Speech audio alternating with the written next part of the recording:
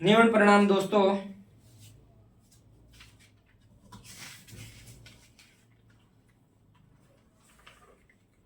सभी लोगों को नियमन प्रणाम।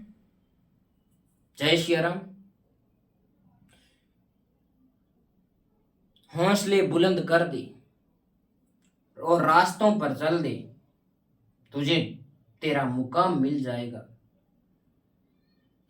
हौसले बुलंद कर दे, तुम तेरे रास्ते पर चल दे, तुझे तेरा मुकाम मिल जाएगा। बढ़ कर अकेला तुम पहल कर दे, देख कर तुझको काफिला खुद चला आएगा। हौसले बुलंद कर रास्तों पर चल दे, तुझे तेरा मुकाम मिल जाएगा। बढ़कर अकेला तुम पहल कर दे, तुझे देखकर काफिला खुद चला आएगा।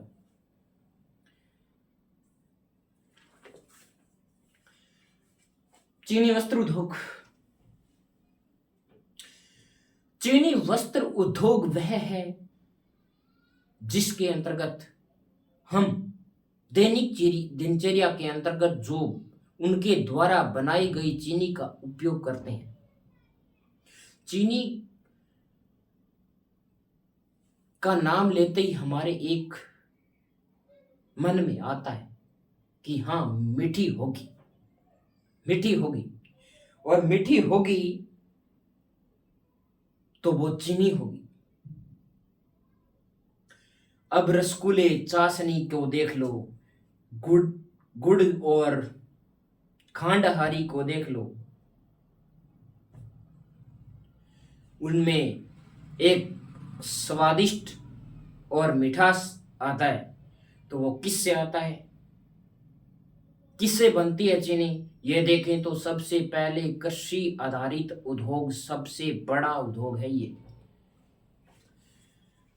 अपने हर व्यक्ति दिन के अंदर औसतन 1 केजी चीनी का प्रयोग अवश्य करता है।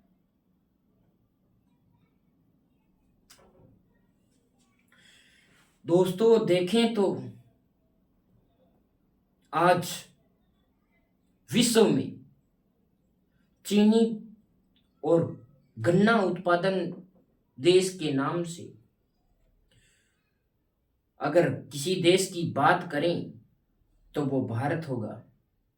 भारत में सबसे ज्यादा गन्ना बोया जाता है और इसी गन्ने के कारण चीनी उद्योग में भारत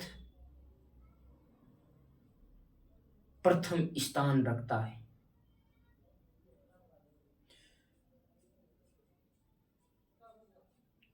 अगर गुड़ और चीनी की बात करें तो इनमें सबसे प्रथम स्थान पर भारत है।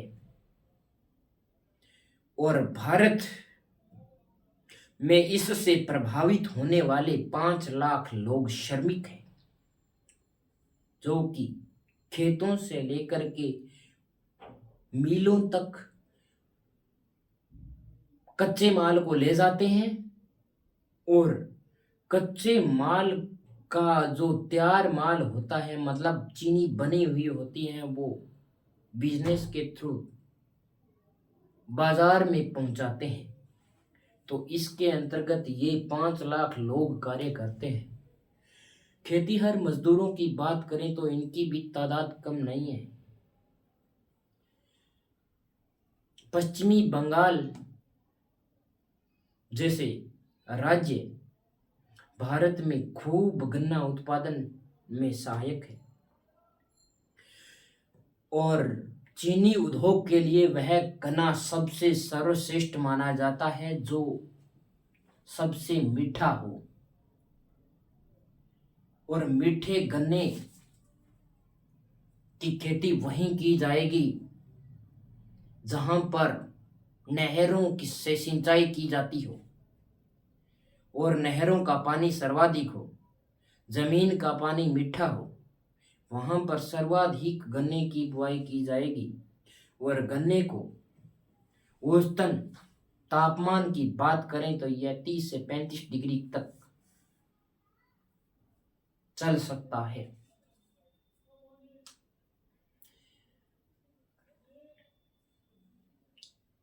30 से 35 डिग्री की बात करें तो हमारे राजस्थान में भी गन्ना कम नहीं होता। राजस्थान में सर्वाधिक गन्ना गंगानगर हनुमानगढ़ जिलों में और मैदानी क्षेत्र में, जहाँ पर पानी मीठा हो, वहाँ पर सर्वाधिक होता है।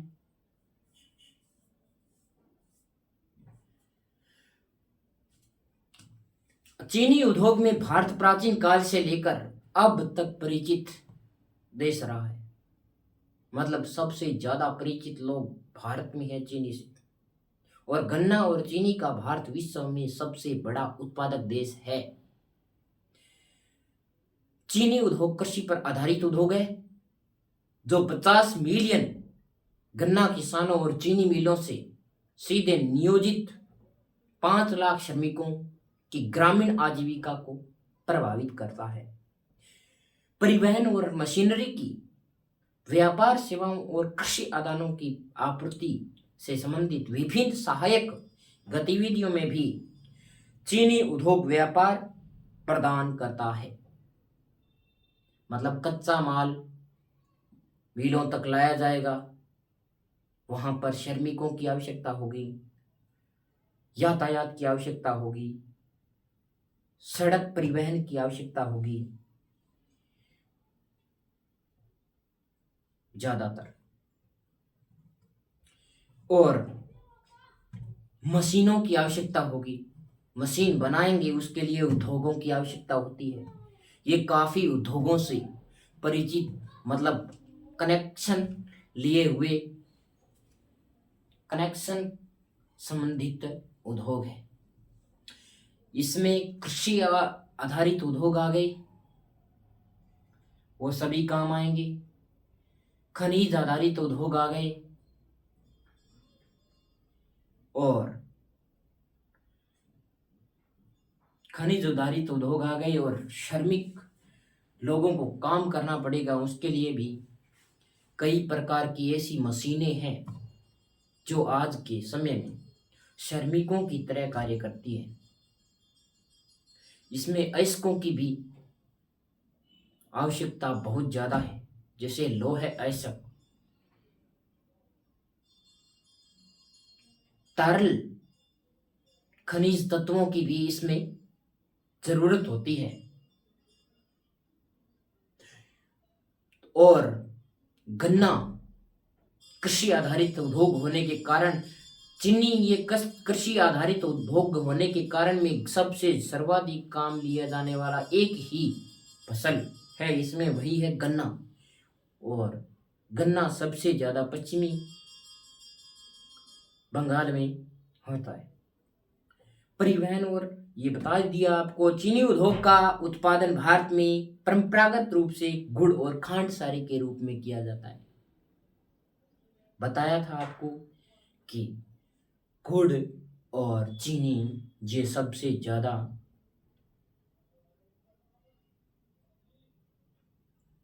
कृषि आधारित उद्योग, तो चीनी उद्योग हो ही गया। इससे ही कृषि आधारित उद्योग पर ही ये गुड़ बनता है और गुड़ से चीनी बनती है।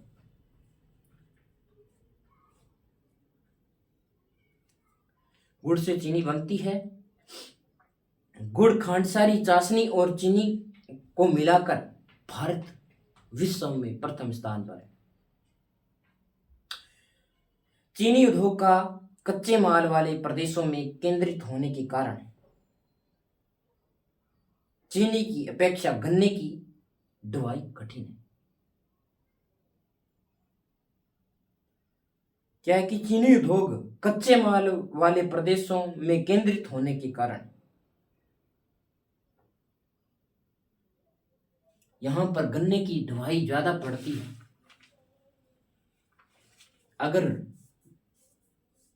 गन्ने वाले क्षेत्रों में उद्योग स्थापित कर दिए जाएं तो गन्ना का उत्पादन कम हो जाएगा, और अगर ये गन्ना, जहां पर गन्ना का उत्पादन कम होता है वहाँ पर गन्ने की ढुलाई ज़्यादा पड़ेगी। ढुलाई पड़ेगी तो अपने को पता है कि परिवहन और मजदूरों की आवश्यकता होगी। उसके लिए वाहन चालक होंगे, उन मजदूर उसको गन्ना को साधनों में डालने के लिए भी मजदूरों की आवश्यकता होगी। गन्ने की कटाई 24 घंटे के अंदर इसकी पुराई मतलब इसका जूस निकाल करके इसको चीनी को तैयार किया जाता है। अगर 24 घंटे के अंदर डालें तो गन्ना सूखेगा नहीं और इसकी चीनी भी अधिक बनेगी। विश्व में चीनी का सबसे बड़ा देश ब्राजील है और ब्राजील के बाद हमारा देश आता है। भारत में महत्वपूर्ण चीनी उद्योग। भारत में महत्वपूर्ण चीनी उद्योग कौन कौन से हैं, कहाँ कहाँ पर स्थापित है? तो उत्तर प्रदेश में बात करें तो 160 मिलें उत्तर प्रदेश के अंदर है केवल। उसके बाद में कर्नाटका 61 मिले हैं।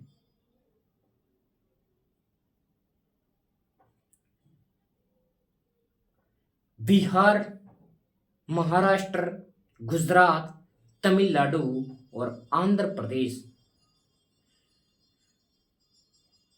में चीनी उद्योग स्थापित है। सबसे बड़ी बात करें तो इस उद्योग में बाहरी स्रोतों से ऊर्जा नहीं लेनी पड़ती। हाँ, ये सबसे बड़ी बात है कि दूसरे सभी उद्योग है लगभग उनमें ऊर्जा की आवश्यकता होती है और यह उद्योग खुद बिजली उत्पादन करता है। इस उद्योग में भी बिजली की आपूर्ति या अन्य ऊर्जा की आपूर्ति की आवश्यकता नहीं होती, क्योंकि जो लुगदी होती है चीनी जिससे तैयार की जाती है, जो गन्ने की लुगदी बची हुई होती है उसको ही इसमें प्रयोग किया जाता है और उसकी जो ऊर्जा होती है वह बहुत कार्य करती है। ऊष्मा ऊर्जा का इसमें संचालन बहुत ज़्यादा होता है और ऊष्मा ऊर्जा के कारण यह गर्म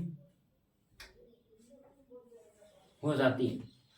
अपने आप जो मशीनरियों को जो आवश्यकता होती है तापांतर की और जिसमें आग जलाई जाती है वो इस लुगदी की जलाई जाती है और इस लुगदी से मशीनें ऑटोमेटिकली चलती रहती हैं। इसमें मजदूरों की भी अगर बात करें तो ये उन लोगों पर डिपेंड करता है कि मजदूर कितने लगाएं, कितने लोगों को रोजगार दिया जाए। अगर बात करें तो इस उद्योग में अनलिमिटेड लोग लगाए जा सकते हैं, क्योंकि अगर अगर लोग न लगाएं श्रमिकों को न लगाया जाए तो वहां पर मशीनरी कार्य करती है। अगर मशीन जो उद्योग स्थापित करते हैं वो मशीनरी की व्यवस्था कर लेते हैं तो इन मजदूरों की आवश्यकता बहुत कम पड़ती है और ये मशीनरी न लेकर आए सीधे मतलब ज़्यादातर मशीनरी की तो आवश्यकता पड़ेगी लेकिन कम मशीनरी की आवश्यकता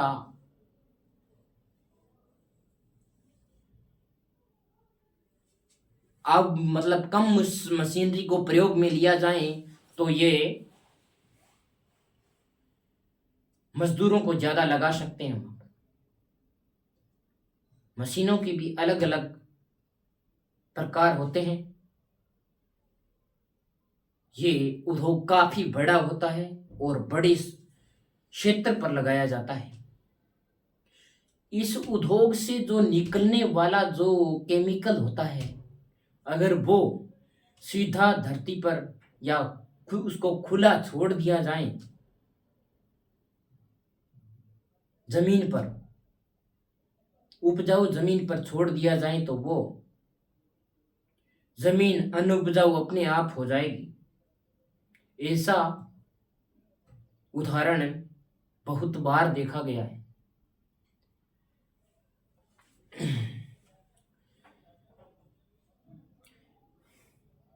माना जा रहा है कि ये उद्योग उत्तर भारत से दक्षिण भारत की ओर दिनों दिन बढ़ता जा रहा है।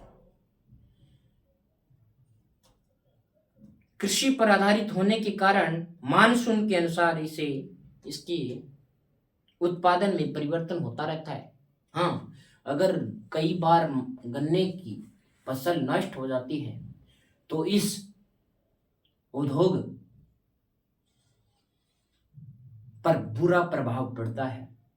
और ये चीनी है, ये दिन दूनी और रात चौगनी कह दो, चाहे चाहे रात दूनी दिन चौगनी कुछ भी कह सकते हो, अपने भावों को बढ़ाती रहेगी। क्योंकि इसकी जब हम देखते हैं कि माल ज्यादा होगा तो उसका जो रेट है, औसतन रेट है, वो कम हो जाएगा। और अगर उत्पादन कम हो रहा है और मांग ज्यादा है तो वहां पर इसका मूल्य है वो बढ़ता चला जाएगा। ये हर वस्तु पर लागू होता है। इस उद्योग की समस्याएं क्या है? हम देखते हैं कि इस किसी भी प्रकार का उद्योग, चाहे कौन सा भी उद्योग हो, उसके लिए समस्या जरूर आती है। अपने देख लेते हैं कि मनुष्य ने जन्म लिया है तो समस्या आएगी, समाधान भी आएंगे। अगर वो मनुष्य ऐसी देख ले कि मैं समस्या का समाधान नहीं कर सकता, तो वो जीवित कुछ ही पल में रहता है और उसका समाधान ईश्वर ने जरूर दिया है। कोई समस्या होगी तो उसका समाधान अवश्य होगा।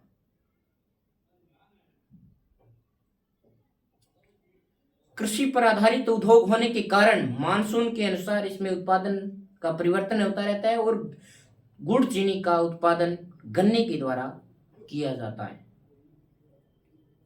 और खाद्यान्न की तुलना में गन्ना के मूल्य पर निर्भर करता है।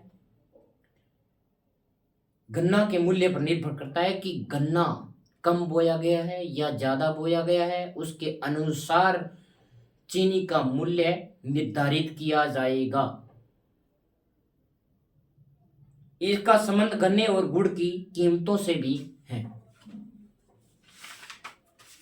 वर्तमान में Hindustan sugar limited BHSL Bajaj समूह की भारत की नंबर 1 चीनी मिल है। यानी BHSL भारत की नंबर 1 चीनी मिल है जो कि बजाज कंपनी के द्वारा चलाई गई है। और दुनिया की चौथी कंपनी, ये बजाज जो कंपनी है ये दुनिया की चौथी सबसे बड़ी कंपनी है, द्वारा एकीकृत चीनी कंपनी के रूप में स्थान दिया गया है। इस बजाज कंपनी मतलब ये है ना जो हिंदुस्तान शुगर लिमिटेड, इसको चौथी कंपनी के रूप में स्थान दिया गया है। ये एशिया की सबसे बड़ी चीनी मिल है। ये भारत में स्थित एशिया की सबसे बड़ी चीनी मिल है। क्षमता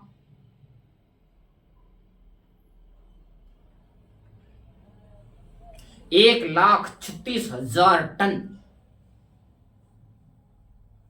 प्रतिदिन गन्ना पिरोई की। यहां पर 1,36,000 टन प्रतिदिन गन्ना की पिरोई की जाती है और 800 किलोग्राम प्रतिदिन KLD की शराब क्षमता है। ये कंपनी 410 आरेख बिजली भी प्रदान करती है। आविष्कार और कहा किसने? यह एक ब्रिटेन के वैज्ञानिक जॉन वॉकर के द्वारा सुनेरो कोचिन में गन्ना लगभग 800 ईसा पूर्व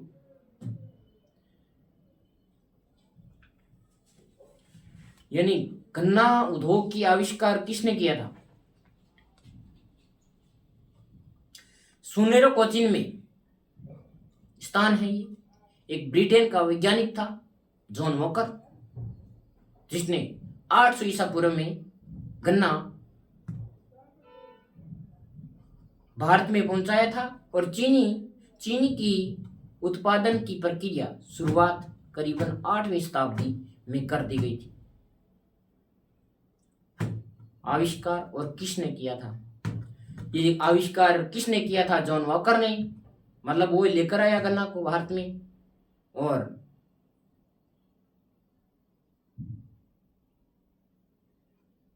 चीनी की उत्पादन की प्रक्रिया जो शुरुआत में 8वीं शताब्दी में मानी जाती है, ये 8वीं शताब्दी में भी चीनी गन्ने की इस जो प्रक्रिया थी वो शुरू हो गई थी। मतलब उद्योग, छोटे छोटे कुटीर उद्योग हुआ करते थे उस समय।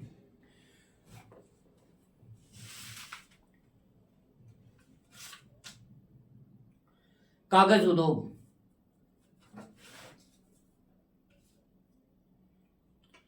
कागज उद्योग, कागज वह है जिसके बगैर हम बिना सोचे नहीं रह सकते। कागज के बगैर अपना दिनचर्या नहीं चल रहा। ये एक जिंदगी का महत्वपूर्ण हिस्सा बन गया है और इसको हम नकार नहीं सकते कि कागज जिंदगी का महत्वपूर्ण हिस्सा नहीं है। कागज के बगैर आज जिंदगी जीना असंभव है, क्योंकि कागज दिखा करके ही हम कुछ किसी देश में रह सकते हैं। कागज के बगैर कुछ भी नहीं है। इसलिए अपने कागज डॉक्यूमेंट्स तैयार रखने चाहिए। उनके अंदर कागज की जरूरत होती है, कागज लगा हुआ होता है।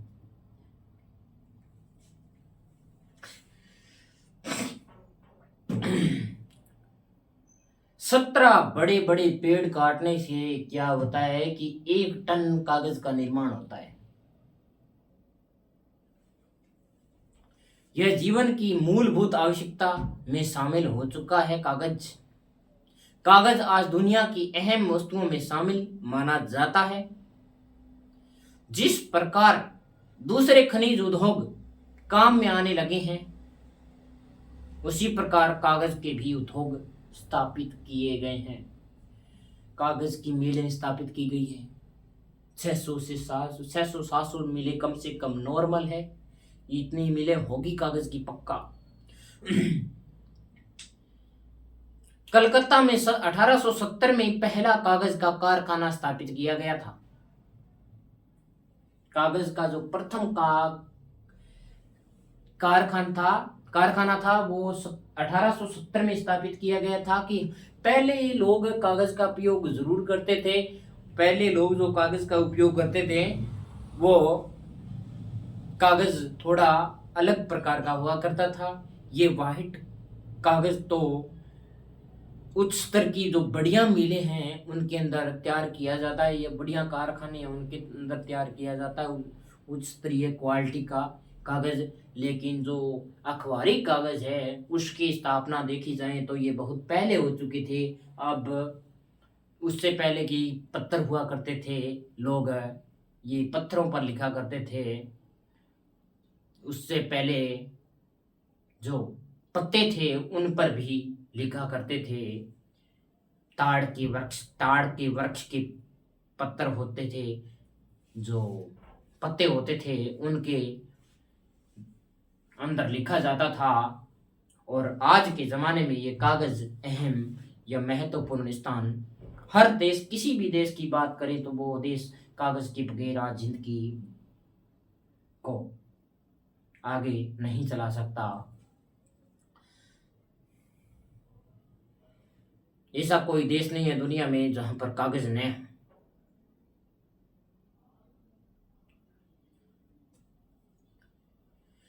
कागज उद्योग कच्चे माल सेल्यूलोज, लुगदी, रंग, सरेस आदि से बनते हैं। सरेस का वृक्ष होता है, उससे सेल्यूलोज, लुगदी, बांस, कॉनिफर लकड़ी तथा घास से सेल्यूलोज लुगदी बनाई जाती है। यानी क्या, बांस, कॉनिफर और लकड़ी तथा घास से सेल्यूलोज लुगदी बनाई जाती है। और कागज उद्योग की स्थापना के निर्धारित तत्व की बात करें तो बाजार का होना एक मुख्य है। कागज उद्योग के लिए निर्धारित स्थान या और कच्चा माल, बाजार का होना, लकड़ी के कच्चे माल की जरूरत। अगर लकड़ी नहीं होगी तो कागज नहीं बनेगा, यानी घास नहीं होगा, घास से भी कागज को तैयार किया जाता है, ये भी नहीं होगा तो ये कागज नहीं बनेगा। बाजार का होना, अगर बाजार नहीं होंगे तो ये उद्योग स्थापित नहीं होंगे। और बाजार अगर निकट है तो इस उद्योग का जो अस्तित्व है वो बना रहेगा, नहीं तो कुछ समय में ये बर्बाद हो जाएगा। इन तत्वों की काफ़ी तादाद में होने के कारण पश्चिमी बंगाल इस उद्योग में काफ़ी आगे हैं। पश्चिमी बंगाल के उद्योग सुंदरवन, बिहार, असम, ओडिशा से बांस प्राप्त करते हैं, जो कि कागज उद्योग के लिए महत्वपूर्ण स्थान रखते हैं। कागज उद्योग विस्तृत रूप से महाराष्ट्र, यानी किन किन उद्योगों, ये उद्योग है सबसे ज़्यादा तो पश्चिमी बंगाल में होता है। और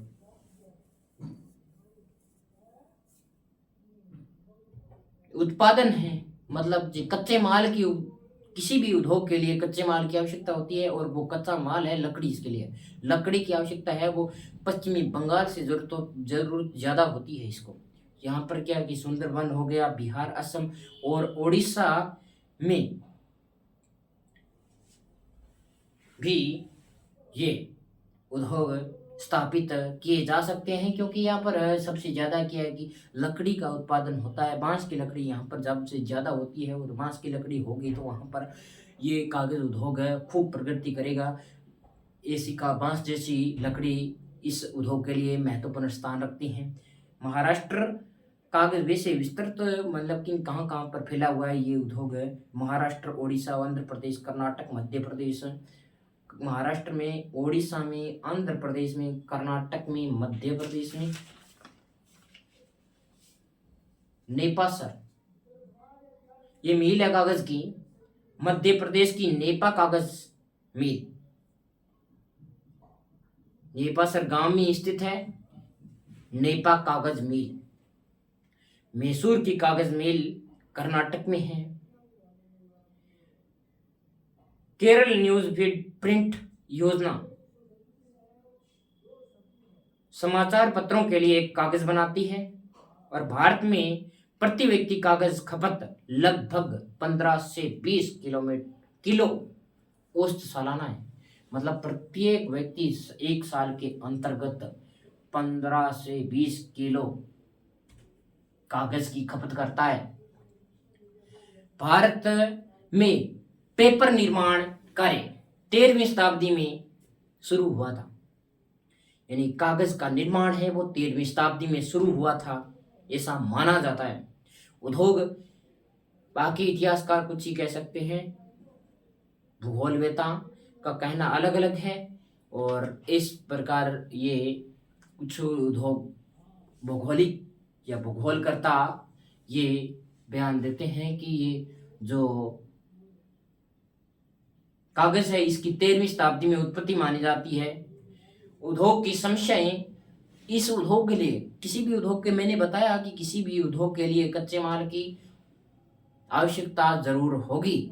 उद्योग में लगाने वाले रसायनों की कमी, भूगोल यानी उद्योग में लगने वाले रसायनों की कमी, उद्योग में जो प्रिंट करते हैं, ये कागज़ के अंदर जो लकीरें दी जाती है, ये रसायन के द्वारा ये तैयार की जाती है, और ये रसायनों की कमी के कारण उद्योग थोड़ा सा कमज़ोर पड़ता है। और श्रम समस्या, मतलब जो मजदूर लोग हैं उनकी आवश्यकता,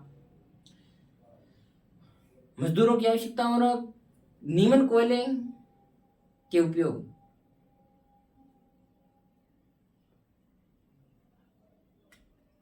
ढुआई की ऊंची कीमत और आदि के कारण ऊंचा उत्पाद मूल्य, मील लगाने की ऊंचा निवेश, छोटी इकाइयों का बीमार हो जाना, मतलब जो गन्ने की छोटी इकाइयां हैं वो अगर बीमार हो गई, मतलब बीमार, वहां पर गन्ना पहुंच नहीं पाया या किसी कारणवश वहां की मशीनरी खराब हो गई, तो वो बीमार इकाई मानी जाएगी। और अखबारी कागज की समय समय पर होने वाली कमी, अखबार का कागज है वो समय समय पर दिन प्रतिदिन कम होता जा रहा है, क्योंकि अखबार लोग उनकी जो सही उपयोग है वो नहीं कर रहा है लोग। ये जो अखबार होता है इसका जो पेपर होता है, मतलब कागज होता है, ये उसको पुनर्निर्माण के लिए भेज दिया जाए या उसको वापस बेच दिया जाए सुरक्षित रख करके, तो ये बड़ा दूसरा काम भी आएगा। और लोग इसके मतलब कागज उद्योग में, अखबारी कागज उद्योग में कमी भी नहीं आएगी। अखबारी कागज उद्योग के लिए तो कैसा भी कागज चल सकता है। भारत में 2.5 करोड़ टन कागज की खपत, और भारत में वर्तमान में लगभग 110,000, कह दें कि 1 अरब 10,000 करोड़ से भी ऊपर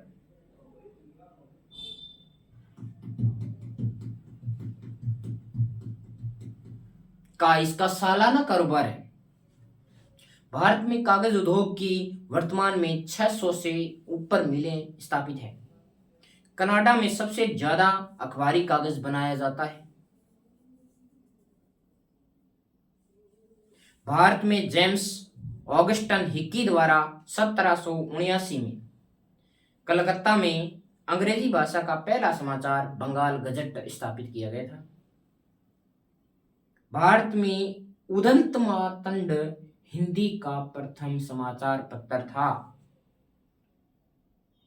जुगल किशोर शुक्ल के द्वारा जो चलाया गया था, इनके अंदर कागज की जरूरत पड़ी थी। और इसी प्रकार से दैनिक भास्कर, राजस्थान पत्रिका, इन अनेक उद्योगों से डायरेक्ट ये कागज मंगाते हैं और ये अखबार की न्यूज़ों की छपाई करते हैं। अगर देखें तो दिन प्रतिदिन कागज का जो पुनर्निर्माण नहीं हुआ या कागज के बारे में न सोचा गया, तो ये कागज की आवश्यकता भी बहुत है। और इसका जो इसकी जो कमी है उसको भी दूर करना हमारे बस से दूर हो जाएगा। दोस्तों, सबसे निवेदन है कि कागज का जो अखबार है उसको सुरक्षित रखें, और जो खरीदने वाले आते हैं उनको बेच दिया जाए।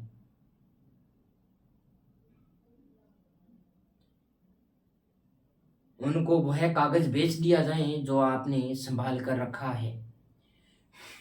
मैं उस कागज की बात नहीं कर रहा जो डॉक्यूमेंट है।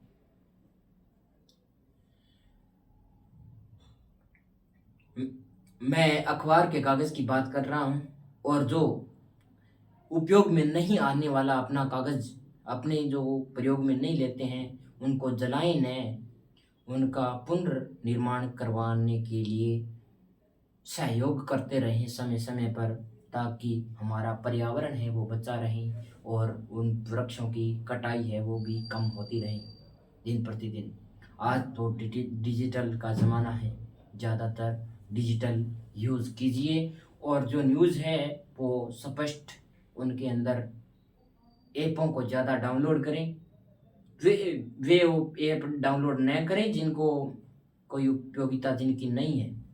और जो अपने जो अखबार आते हैं, जो न्यूज़ अपने द्वारा अपने पास पहुंच सकती है, उनका प्रयोग पहले करें। क्योंकि अखबार का हम कागज़ का प्रयोग करेंगे तो वो हम पता है कि हम सुरक्षित रखना भूल जाते हैं और वो भूल जाते हैं तो इसकी कारण कमी का वो एक कारण वो भी बनता है। अगर इतनी जनसंख्या 135 करोड़ लोग अगर प्रतिदिन एक सप्ताह के अंदर एक अखबार का दोहन करें, एक अखबार को मिटा दें, मतलब उनको जला दे, उसको जला दे, तो देख लो 135 करोड़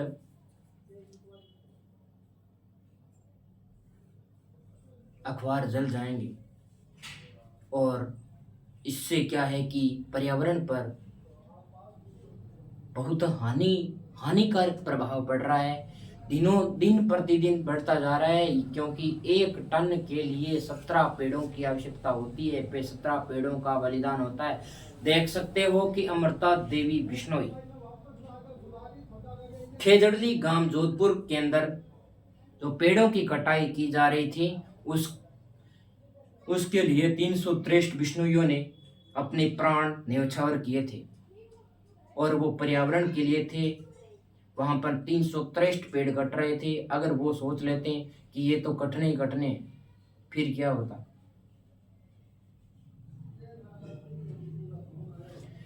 दोस्तों, सबको हाथ जोड़कर निवेदन है मेरा कि कोई भी धर्म विशेष के लोग हो, चाहे मेरा विचार ये पर्सनल है कि पर्यावरण को ठेस न पहुंचाएं। पर्यावरण के द्वारा अपना जीवन यापन होता है और इसे नुकसान पहुंचाकर हम अपने पैरों पर कुल्हाड़ी का प्रयोग कर रहे हैं।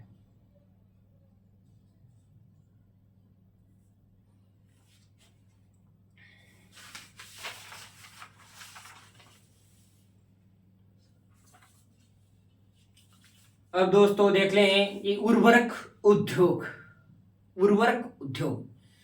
भारत में उर्वरक का कारखाना 1906 रानीपेट तमिलनाडु में स्थापित किया गया था। भारत में उर्वरक का जो प्रथम कारखाना 1906 में रानीपेट तमिलनाडु के अंदर स्थापित किया गया था। तमिलनाडु में जो स्थापित किया गया था उसका विकास पूरे देश में होता रहा। मतलब जो उसका आविष्कार वहां पर हो गया और धीरे धीरे लोग अलग अलग जगह पर ये कारखाने स्थापित करने लग गए और ये कारखाने बहुत ही नुकसानदेह है स्थापित होने वाले हैं और होंगे, ये फिक्स है। दोस्तों 1951 में भारतीय उर्वरक निगम FCI इन फर्टिलाइजर कॉरपोरेशन ऑफ इंडिया की स्थापना की गई। यह देश के कुल उर्वरक उत्पादन का 2/3 भाग अकेले उत्पादन करता है। मतलब 2/3 भाग ये FCI उत्पादित करता है। और इसके प्रमुख कारखाने सिंदरी झारखंड, मैंने बोला था ना, झारखंड में चला गया है और नांगल पंजाब में चला गया, यानी दक्षिण से लेकर के उत्तर में पहुंच चुका।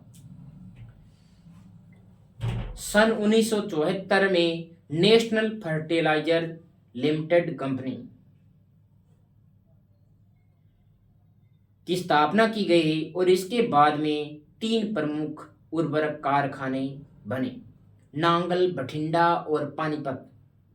नांगल पंजाब, बठिंडा पंजाब, पानीपत हरियाणा। 1978 में हिंदुस्तान फर्टिलाइजर लिमिटेड यानी एचएफएल की स्थापना की गई। इस कंपनी के प्रमुख 3 कारखाने हैं। कंपनी ने बरौनी बिहार में, दुर्गापुर पश्चिमी बंगाल में और नामरूप असम में अपने कारखाने स्थापित किए।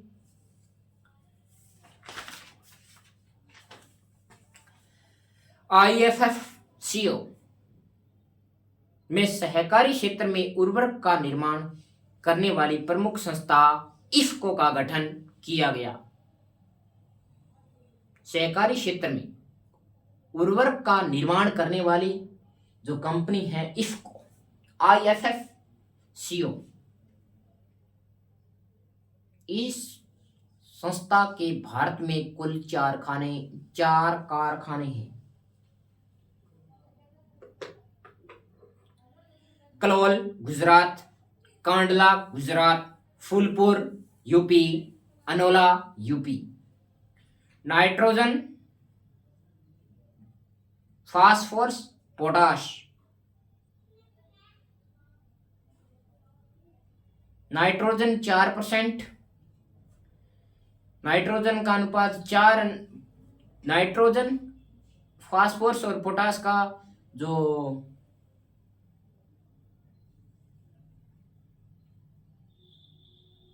अनुपात है वो 4:2:1 यानी एनपीए। भारत उर्वरकों का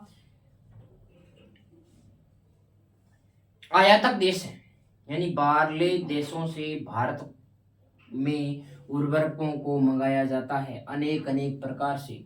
और देखें कि अगर उर्वरकों को भारत में नहीं मंगाया जाता, ये नील हरित क्रांति थी, उसके अंतर्गत सबसे ज़्यादा यहाँ बाहर से, रूस से की बात की जाए, जब ये जो गेहूं की उत्पादन भारत में सबसे कम था, उस समय ज़्यादातर बाहरले देशों से जो न्यू बीज मंगाया जाता था, उपचारित बीज मंगाया जाता था, उसमें उनमें सबसे ज़्यादा मिलावट उर्वरकों की मानी जाती है। हाँ, कुछ लोग बोलते हैं कि नहीं थी, पर ज़रूर मान सकते हैं कि उनमें थी। अगर उनमें नहीं होती तो इतना ये आज के समय में ये उपचारित बीज हैं वो तैयार किए हुए, वो उस प्रकार से नहीं होते। क्योंकि भारत में गेहूं तो पहले भी होता था और वहाँ पर गेहूं की जो उत्पादन क्षमता थी वो बहुत ही कम थी। भारत में भूखमरी आ गई थी और भूखमरी के आने के बाद में भारत की जनसंख्या वो काफ़ी बढ़ी हुई थी। भारत के अंदर जनसंख्या भी बहुत ज़्यादा थी और वो लोग भूख मर रहे थे।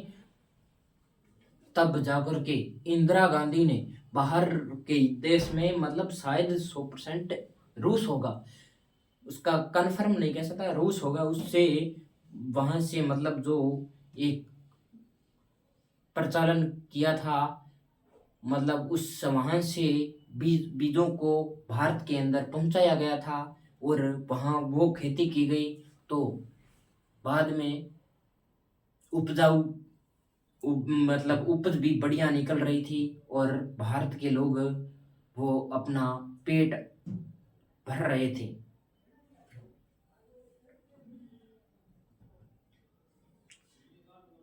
अच्छी तरह से मतलब खाने पीने का जो सॉल्यूशन है वो हो गया था।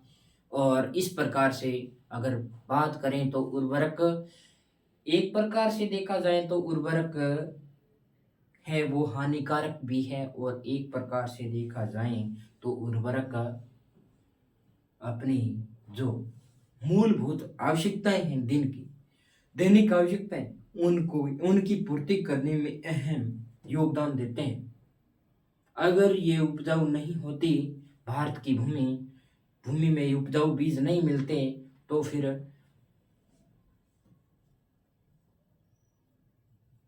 किसान आत्महत्या पर तुल जाता और वो भूखमरी के अंदर ये जो बाजार व्यवस्था है, बाजार में रहने वाले, ये बाजार व्यवस्था भी ज़्यादा समय पर, बाजार मंडियों की व्यवस्था भी जो ज़्यादा समय पर नहीं ठहर सकती। उर्वरक इस प्रकार से भी देखें तो ये उपयोगी भी है। नाइट्रोजन का काम होता है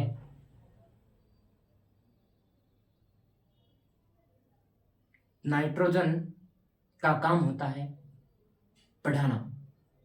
नाइट्रोजन से क्या है कि पौधे की शुरुआत में अगर हम छोटे पौधे में नाइट्रोजन डालेंगे तो नाइट्रोजन से पौधे की हाइट है वो बढ़ेगी, और हाइट बढ़ने के बाद में ये फास्फोरस कार्य करता है।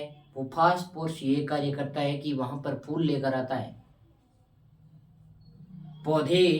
पौधा मतलब अभिक्रिया करके प्रकाश के सूर्य की प्रकाश से जो अभिक्रिया करके वहाँ पर फूल तैयार करता है, और फूल जब तैयार करता है तो वहाँ पर फल लगने की भी जरूरत होती है। कई बार देखा जाता है कि फूल फसलों में खूब लगते हैं और फूल लगने के बाद वहाँ पर उपज नहीं हो पाते। उपज के लिए हम जमीन में पोटास छिड़कते हैं या पोटास का प्रयोग करते हैं। तो पोटास से क्या है कि वहां पर फल बनते हैं। पोटास फल बनाने के लिए सहायक है। और हम देखते हैं कि डीएपी हो गई, नाइट्रोजन के अंदर जो यूरिया होती है उसके अंतर्गत नाइट्रोजन आता है। ये डीएपी हो गई, फास्फोरस हो गई, ये पोटास भी कह सकते हैं उसे। फास्फोरस भी जो नाइट्रोजन का कार्य है वही करती है। पोटास है ना, वो फल का निर्माण तो वो करती है। डीएपी है वो भी क्या है कि फलों को बड़ा आकार देती है, यह भी पोटास के बराबर मानी जाती है। वैसे देखें तो उर्वरक बहुत ज़्यादा है, उनकी संख्या भी गिन नहीं सकते। ये इतने उर्वरक जो प्रयोग में आने लग गए हैं, दिन प्रतिदिन उनका नाम भी अलग अलग आ रहा है। उर्वरक भारत में उर्वरकों का सर्वाधिक प्रयोग पंजाब में होता है। आज के समय में देखा जाए तो पंजाब की जमीन है वो अनुपजाऊ होती जा रही है, क्योंकि उनमें जो फसल है वो डाली जा रही है बार बार, और उर्वरक डाले जा रहे हैं। उर्वरकों के कारण पंजाब की जो जमीन है वो दिन प्रतिदिन अपना अस्तित्व खोती जा रही है। तो देख लो दोस्तों, ये जमीन की जो उर्वरक है वो जमीन की क्षमता को हानि पहुंचा सकते हैं, तो अपनी मानव की क्या क्षमता है इनमें जो अगर जाएगा। ये आज के समय में उर्वरकों के कारण ज़्यादातर लोग 60-70 की एज में चले जाते हैं और बुढ़ापा उनके पास में बुढ़ापा हो जाता है, और ये बुढ़ापा का कारण उर्वरक सबसे ज़्यादा है। अगर उर्वरक नहीं होते तो बुढ़ापा बहुत ही कम आता।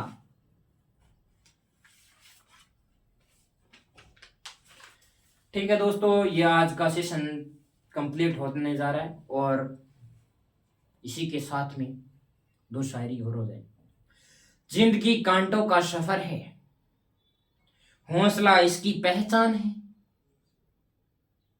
रास्ते पर तो सभी चलते हैं, जो रास्ता बनाए वही तो इंसान है। जिंदगी कांटों का सफर है, हौसला इसकी पहचान है, और रास्ते पर सभी चलते हैं, और जो रास्ते बनाए वही तो इंसान है।